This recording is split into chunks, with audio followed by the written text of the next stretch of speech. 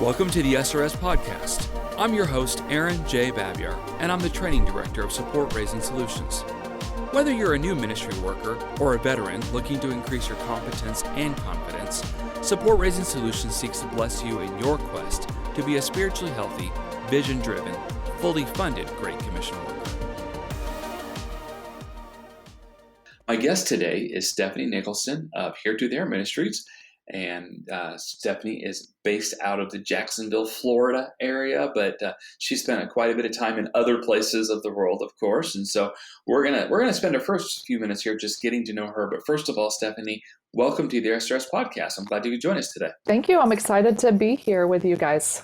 Looking forward to it. So Stephanie, you are in Jacksonville, of course. And before we start talking about ministry and church partnerships and all that other good stuff, it's good just to get a feel for who you are and what you do and where you've been. So let's just start with your immediate family first. Tell us a little bit about them and where you're at in the world. Yeah, so today in Jacksonville, it is freezing. It's in the 30s, which to the rest of the world is normal winter.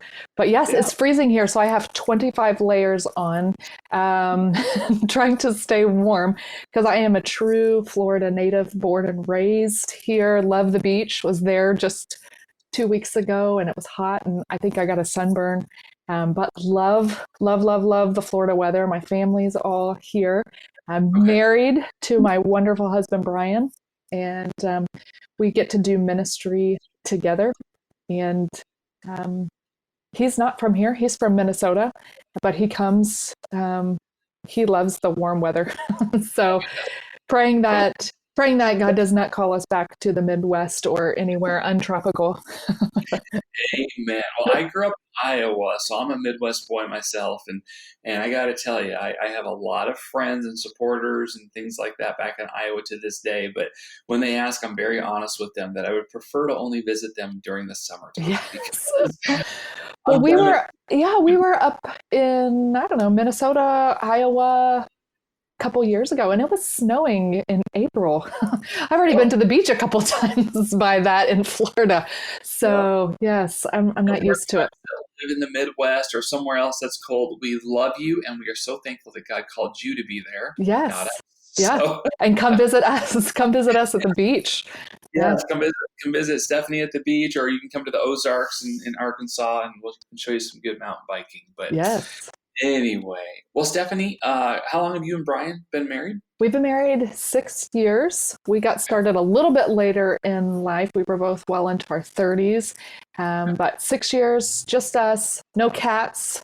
No cats, right. No children. We travel quite a bit, so it makes it difficult for the cats. But yeah, it's just us. All right. Well, as you guys started together in ministry, had you both already been doing missions work, or was that something that you discovered together? No, I went right from college. Actually started doing missions in high school through some friends at church that were living in South Africa. And so we spent summers there and time during college there. And then God allowed me to serve in the Philippines and other parts of East Asia for about 10 years before I met Brian. And when I met Brian, he was working at a television station, had family that had been in missions and ministry and had felt the call, but hadn't given in or surrendered to it. So once we got married, he jumped into ministry with us. And so now we get to do it together, which is a lot of fun. Awesome. So he was truly missionary dating. He was dating a missionary. That's yeah, it's really cool because his family, his dad actually was born and raised just outside of the city in South Africa where I started serving. So when we all got to sit down, we knew a lot of the same places, and so it was a lot of fun, kind of reconnecting with some of our original mission roots there. So, one of the main reasons we invited you on today was to talk about partnerships. And really, that's what people usually want to listen to. That's why they're on listening to the podcast, is they want to hear about support raising. Like they're looking for tips and tricks and all that good stuff. And so I'm going to say this before we jump into this topic a little bit more. The podcast hopefully is a wonderful tool. Hopefully it's a wonderful resource to our listeners, but this really doesn't replace some of the head and heart knowledge that you can really gain a lot more efficiently and a lot more thoroughly and a lot more strategically by reading the God Ask book by Steve Shadrach and by going through a support raising solutions boot camp. We think that those are really major building blocks that in no way, shape, or form does the podcast even approach helping you with. And so, Stephanie, I think that you're a graduate of doing those things as well, right? So would you Yes. agree that even though we have good information today, it doesn't replace getting the training?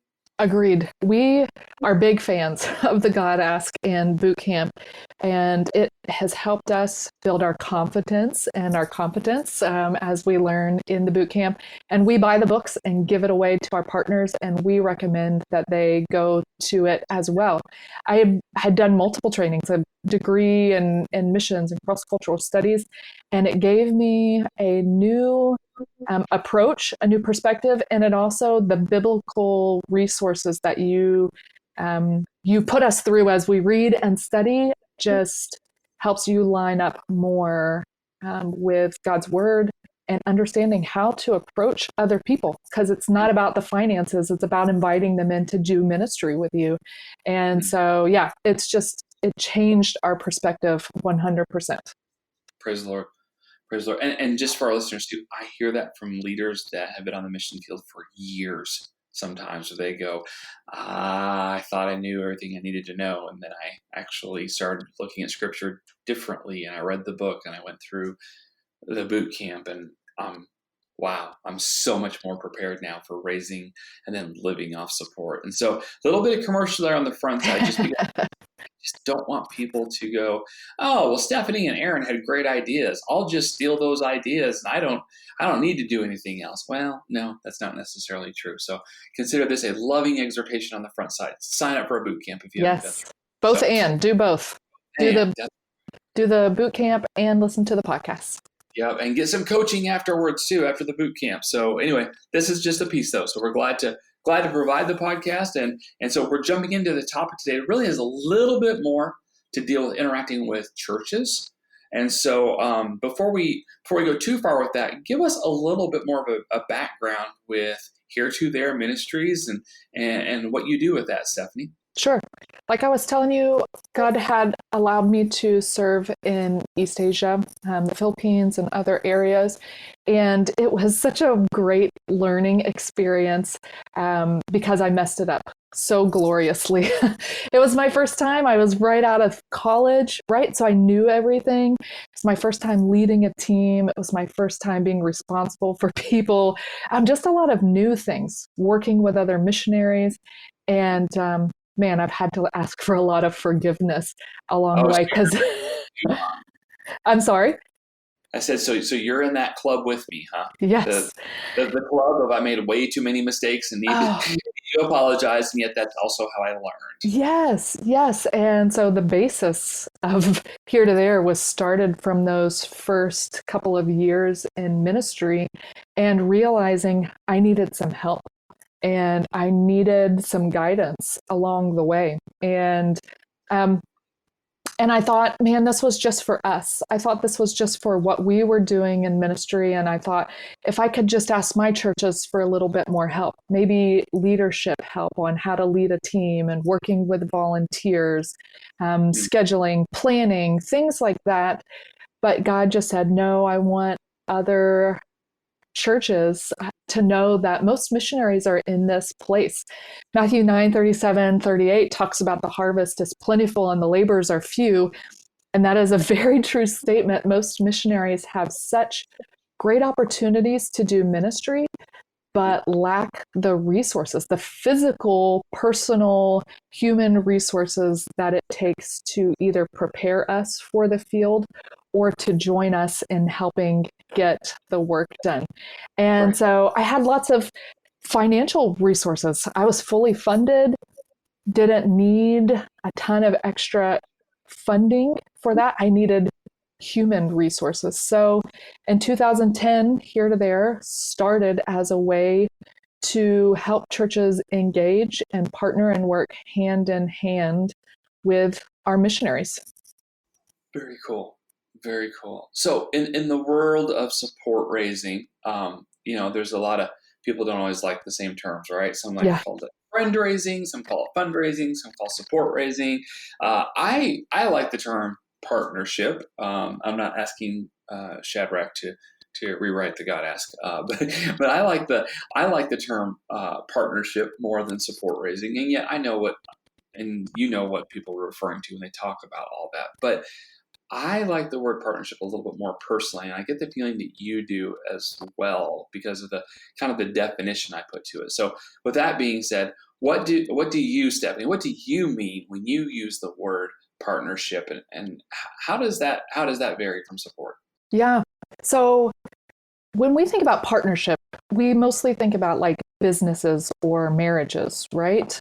It's two sides working together on a common good. You cannot have a business owners working in two separate directions. And so the way that we define partnership is two separate people working together towards a common goal with both parties seeing the benefits. And in this one, it's the church and the missionary. They are working hand in hand towards that common goal of the Great Commission. And depending on the church and the missionary, how they define it, how they put all the details into it in their context and their parts of the world. But it's doing it together. It's about the relationship. It's about the joint mission, the joint vision. Hmm. And in the boot camp, you guys kind of use this great example, raising support on vision versus budget. And partnership and support kind of works the same way. When we talk about support, it's very limited, it's very exclusive, it's kind of man-made. That's the same as working from a budget. But when we talk about partnership, it's large, it's expansive, it's inviting, and we want to invite people in to join us. So it's not just limited by the finances, Right. but it's about inviting the people who have the resources to either equip you or to join you in the work, whether it be short term or long term. Right. Right. Yeah. Actually, just early this morning, I was coaching a missionary friend in Africa who was putting together his end of year newsletter, and we're longtime friends. He's been a guest on the podcast once even, and this is a guy that knows everything you and I are talking about here, Stephanie. But when he started putting together his end of year kind of ask, so to speak, it was very budget driven.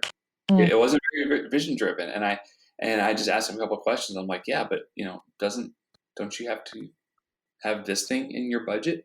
And I'm a supporter of him as well. And he goes, well, yeah, that just started to seem like a lot of money. I didn't want to put that in there. And I went, hold on, stop, back up. And I was like, man, you've come a long way in a couple of years, and I'm super proud of you. But also, are you starting to let your budget shape your vision for meeting that need, or are you going to let your vision share that budget? These are your partners. You're sending this out to your partners. They need to know what it is that you're putting the finances to, even if you don't like how big the price tag is. And he's like, oh, wow, you're right. And quite honestly, I would say his end of year ask probably doubled based off that conversation once he started being realistic of they're doing some really significant things. I'm not even going to get into all of it here, but there was a cost to it, and the partnership was necessary if they're gonna move forward and do those things. So, I really believe that we ask for all of it, right? We have to ask for everything because there are people out there capable to write the big checks and the little checks.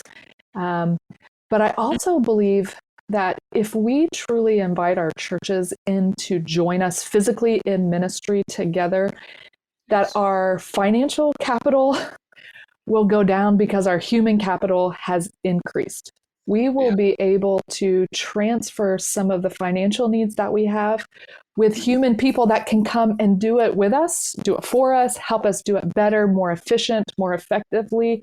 And there's this great trade. There is a wonderful trade in partnership because we invite people in to do the ministry side by side with us, think differently about it, plan differently, do it maybe more effectively, efficiently, kind of like what you were saying at the beginning. So many of our missionaries go, man, I didn't even know what I didn't know about fundraising. And the same Right. thing is true in partnership. Yeah. When we Yeah. can invite people in, it's going to change our budget. It is going to change our budget. It might go up because you have the capability to do more.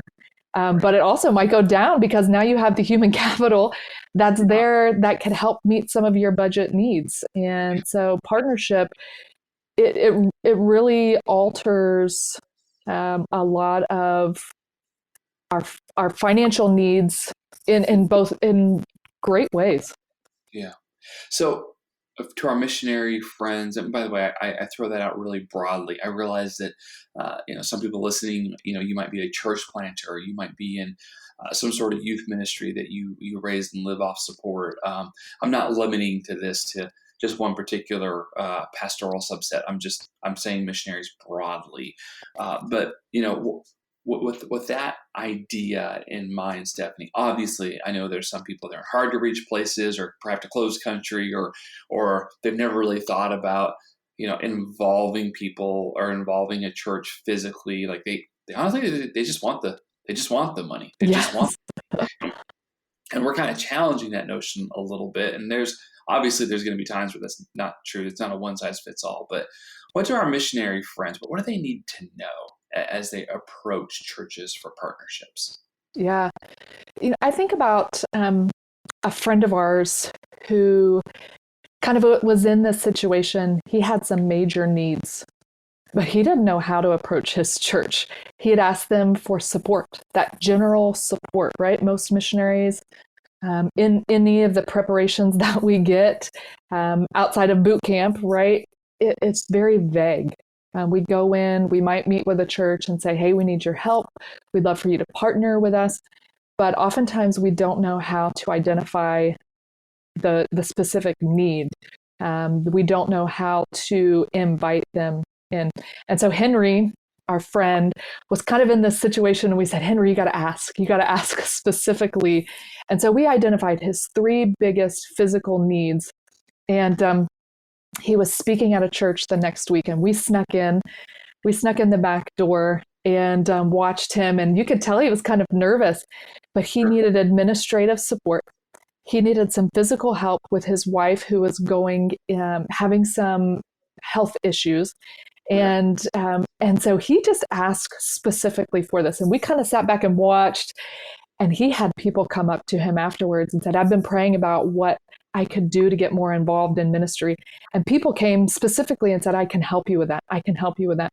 And Mm. so we need to be able to identify our particular needs. We need to Yeah. be able to identify ways that people can get involved with us, which requires clear vision. You've got to have a vision that people can see and be a part of, that um, is user friendly, for lack of a better word, right? So that it's not just us.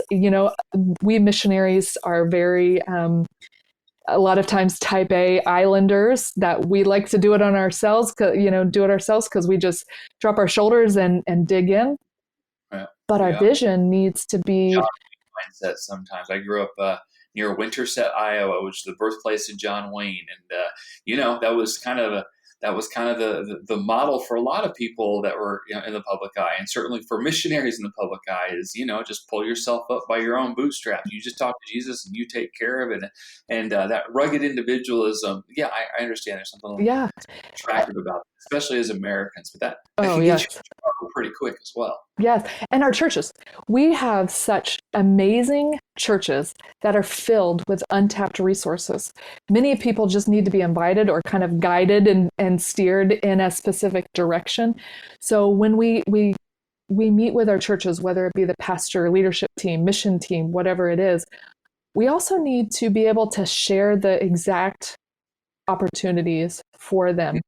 And when we coach our missionaries, we say, don't have such a perfect ministry that people can't find a space in, right? There's this pressure, there's this tension between presenting great ministries that look like we're doing things and accomplishing things, but also being vulnerable to say, we don't have it all figured out. We're missing some parts.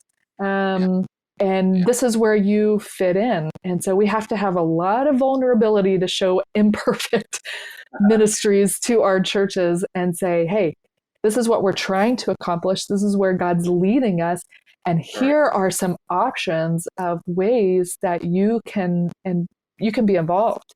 And so knowing those options, kind of doing some recon work ahead of time before you meet with the churches, knowing what they're already doing, that's going to help you merge the vision and the goals of your ministry and the church's ministry. You're not asking a medical team to come do a soccer clinic, right? Those things don't line up. Now, God is good and his grace is abundant, and he makes some strange and unique connections that pushes us. But man, if we're being practical, let's dig in. Let's see, hey, you're already doing some of these things. This is where it matches what we're doing or trying to do or want to do. Can you teach us? Can you help us? Can you join us? I think your passion lines up with what we're trying to do for the kingdom. Let's do it together, right? Yes. And going back to the funding aspect of it, people fund things that they are passionate about. People give to the connections that they have. That's just kind of how we're triggered. That's how we're wired, is we find likeness, we join it. Let's take a few seconds to mention an important resource that can be helpful for support raisers. CMM Press has published another great book that is not only for those who raise their personal support, but also they oversee teams or even an organization whose staff teams raises their own personal support. Scott Morton is a champion for biblically based ministry partnership development, so I highly recommend that you pick up a copy of his book called Blind Spots. It's available at cmmpress.org, where you can receive a 10% discount if you use the code SRSPodcast. Can I bring up a bit of attention within that, though, Stephanie? Yeah, let's do it. So one of the things that is far too common with ministry leaders is a bit of Jesus 2.0. I'm here to save you, kind of like egocentric, like that. That can be a problem in the missions world. But just as often, and if not more often, I see the other side of, okay, well, I can ask for these things. I can, because we're digging water wells, or we're doing this translation, or we're doing this significant thing, as long as it's not about me. And it's the exact opposite, where they don't want to be real or open about some personal needs. And then the reality is, Stephanie, as you were just sharing about what people are passionate about, could it be possible that God is putting in people's hearts to be passionate about you and your family surviving and thriving as you do the ministry vision work that God's put in front of you? So I bring all that up to say, as you were talking about letting people know specific gifts or specific needs, again, a missions friend has a special needs son that needs a special kind of school. And they are overseas, and they were able to find a wonderful school. He's thriving, praise the Lord, doing well with it. But even within that, because the cost of that school is about $5,000 a year, and that was being something they were telling people about.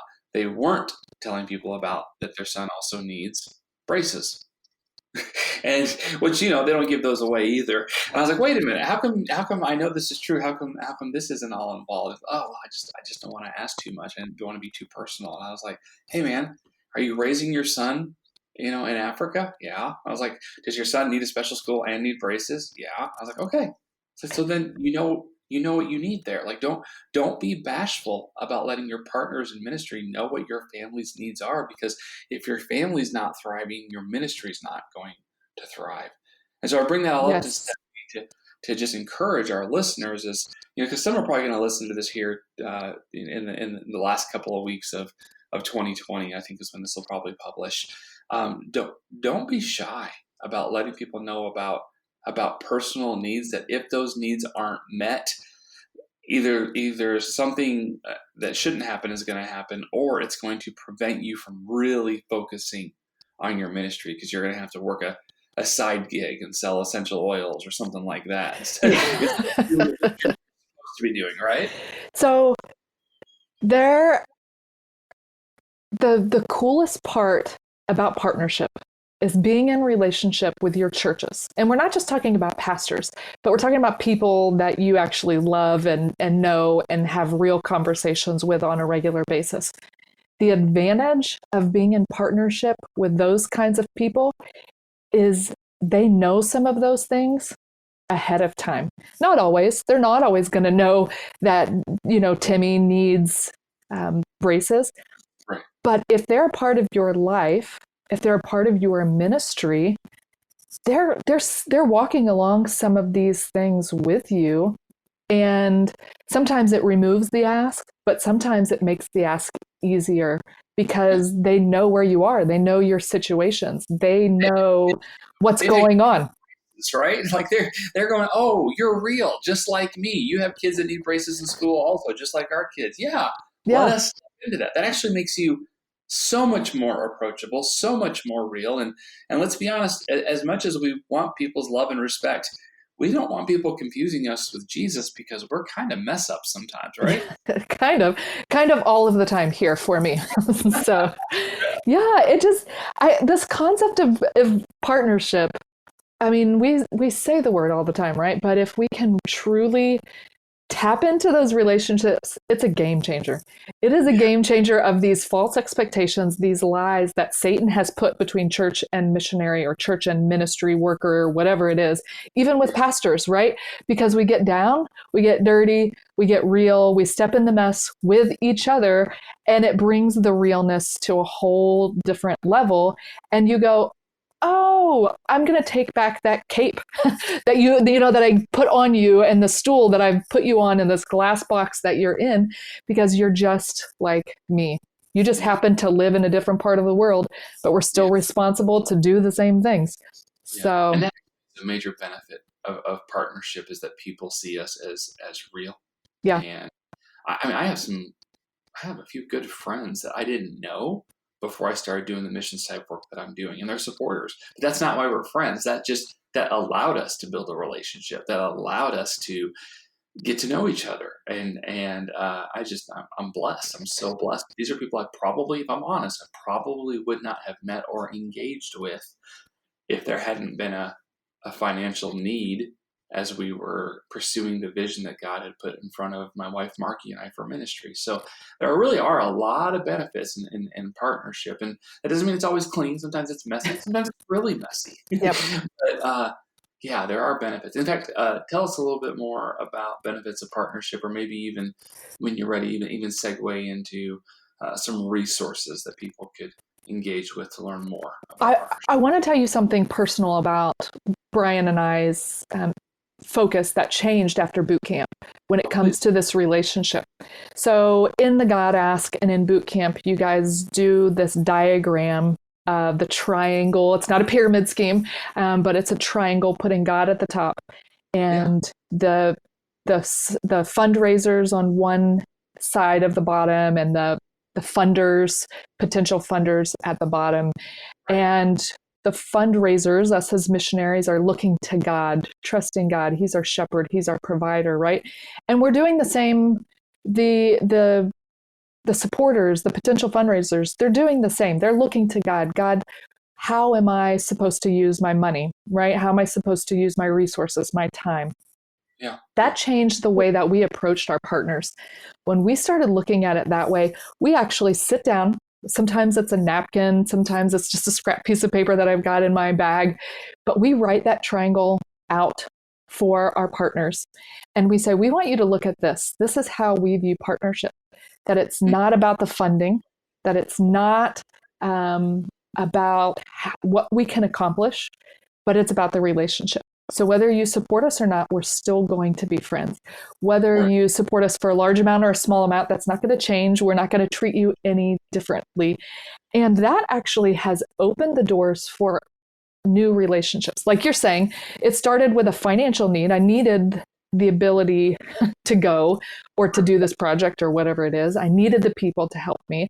So I started looking for people to join me, but it has created better conversations for us because we laid down this foundation. We said it's not about you and it's not about us.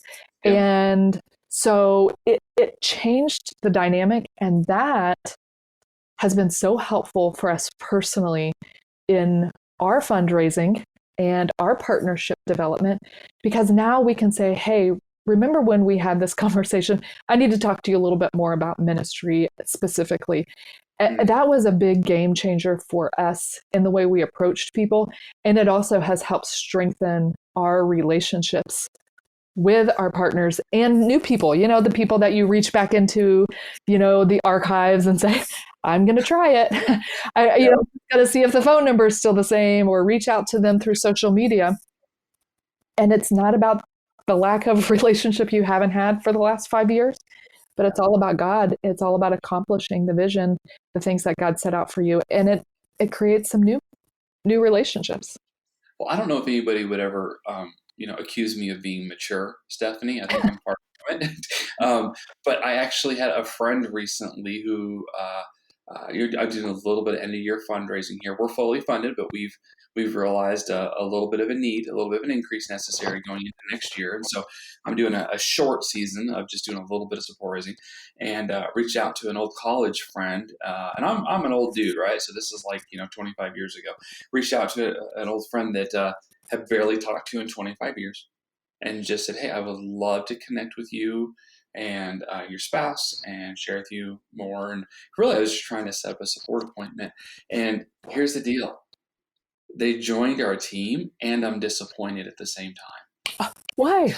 They didn't want a meeting. Oh, They're just like, oh, no, hey, yeah, we'll join your team for $100 a month. And I was yeah. like, I feel a little robbed of relational building time with them. And honestly, I feel like they're a little robbed of connecting into the Knowing what's vision. happening. Yeah. I even talked to Steve Shadrack about it. He's like, maybe you should tell them you won't take their money until they.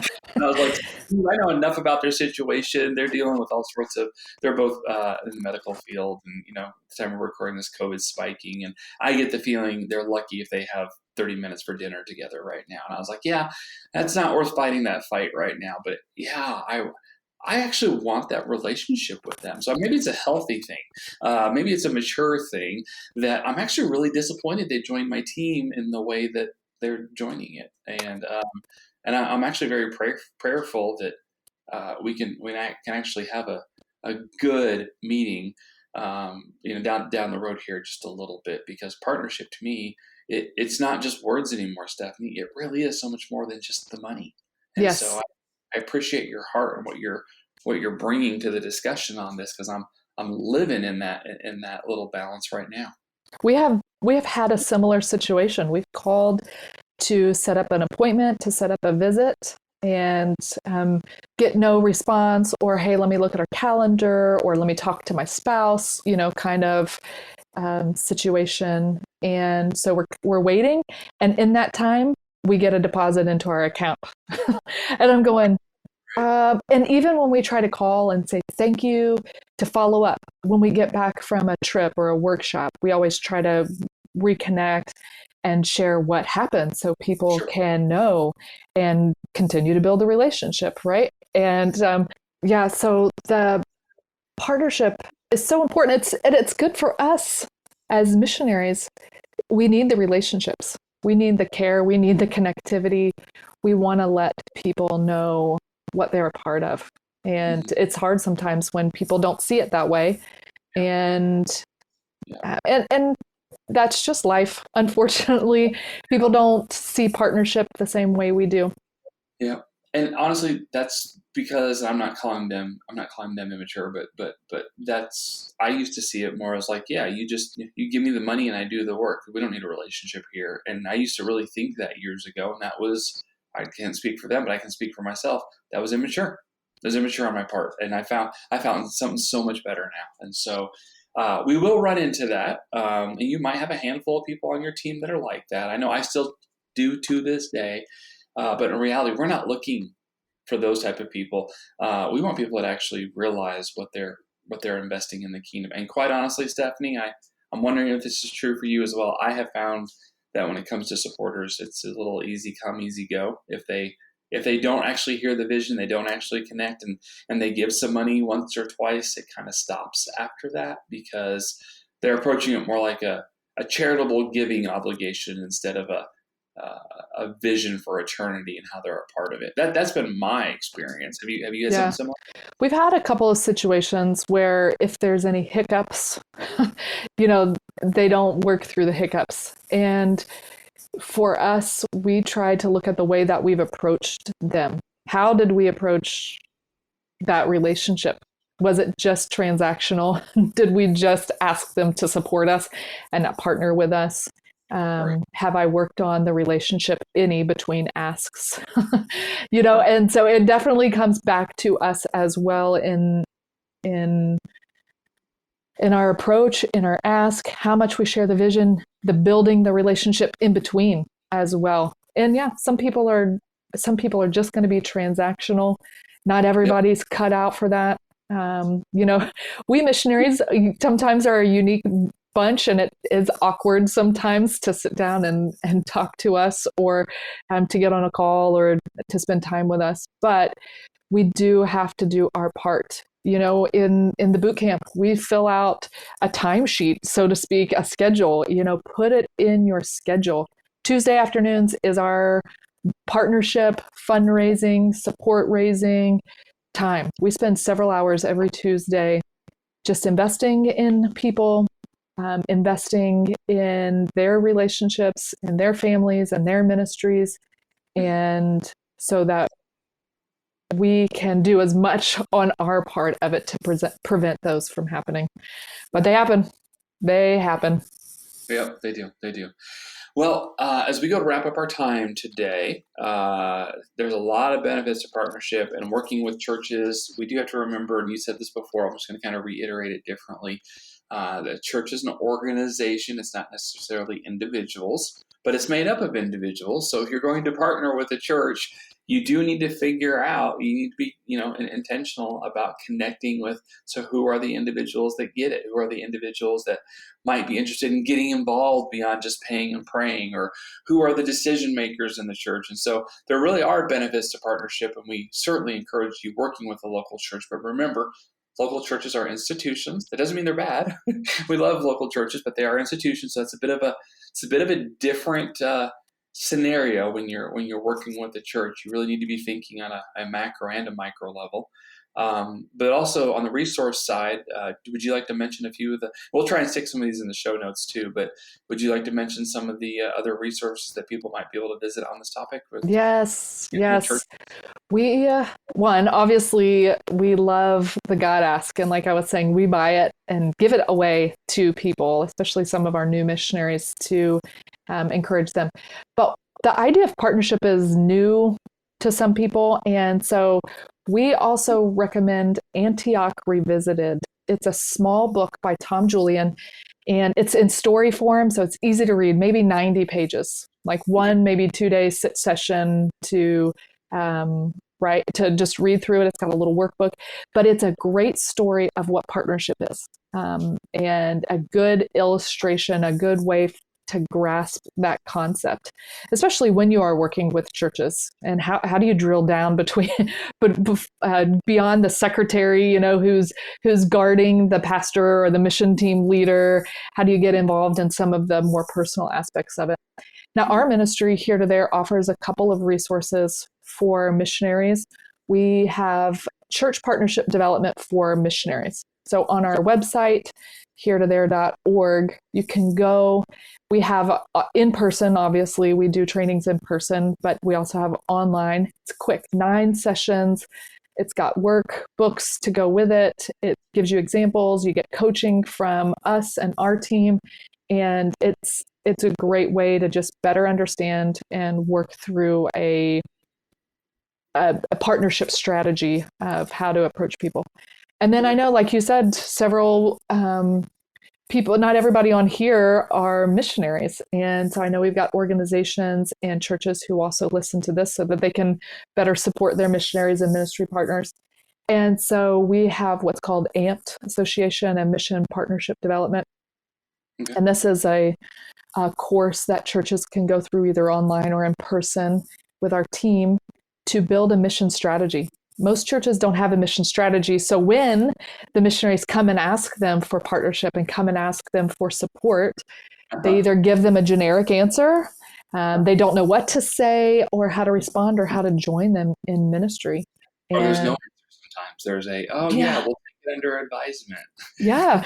Churches need to do as much preparation as us missionaries do, because if we're going to do this together, we got to know what we're doing.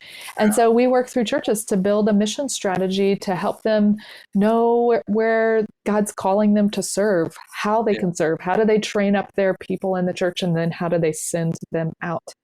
And then if you do work with the church though, and you help oversee like the missions budget, I highly encourage you to look into that or other resources. I even just this week, I learned of a church that they're involved with missions, but there was a little bit of a glitch, and I won't go into all the details about why I know this and all this other stuff, but it turns out their primary determination of whether or not they were going to partner with a missionary is if that missionary had at some point been a part of the church under the current senior pastor.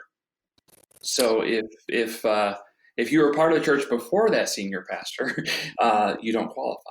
And just like, and now I'm not saying that's wrong. There's nothing like immoral about that, right? But I'm guessing that that's probably not a really organized mission strategy with how that church goes about doing it. And they would probably really benefit using that Association of Mission Partnership Development booklet or whatever it is that H2T offers. So remind us again for the website, the people that want to look into that some more. Yeah, heretothere.org. Here, the number 2, there.org. And for pastors, for mission leaders, on there you'll see we've got a network for you. So it's kind of like the podcast after boot camp. It's a place where you can come connect with other pastors and missions leaders, get ongoing resources, information, articles, workshops, things like that, so you can continue learning about partnership along the way. Great. Awesome. Well, I really appreciate you being a part of the SRS podcast today. I'm not going to go through and list through all the different resources that SRS offers. That some would be similar, some would be different. But at the end of the day, Stephanie, I want to thank you for your time and for an excellent discussion about partnership, because it is, like you said, it's not about the money. It's not about the money. It's about partnership and ministry. It's for the Great Commission. It's for the kingdom. So I have a habit of inviting the guests to kind of have the final word, Stephanie. So with everything we talked summarized in a final statement or two, do you have a kind, loving exhortation for our listeners today? My favorite verse is Ephesians 3:20, exceedingly abundantly above anything you could have ever hoped or imagined. And that's how I picture partnership. When we get involved and do ministry together, it's going to be far greater than we would imagine. And so my challenge is seek out partnerships and jump in. When you get invited, jump in. They're worth it. Yeah. All right. Well, Stephanie, thank you again for being a part of the SRS podcast. Oh, Aaron, thanks. It was my pleasure. I appreciate the invitation and the opportunity to join you guys. We love what SRS is doing and just grateful to be a small part of it. Thanks for joining us for this episode. We would love to hear your ideas for future content. Please visit supportraisingsolutions.org/feedback to share your thoughts and questions. Also, wherever you download your podcast from, be sure to subscribe for future episodes and come back each week to gain more insight into the process of building and maintaining your personal support team.